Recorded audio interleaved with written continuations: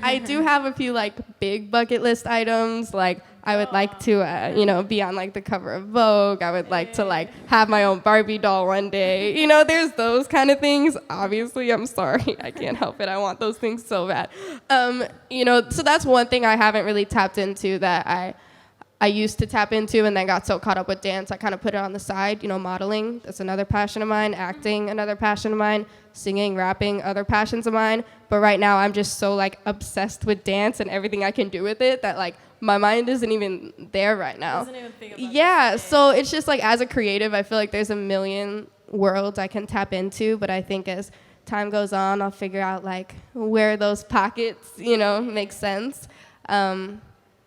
But yeah, I kind of like don't know what I want to accomplish. I'm not really like setting like lists. I'm just like loving what I do and like loving the process. Yeah, like it can be a small project or the Ellen Show. If I'm getting to be creative and do what I do, I'm good.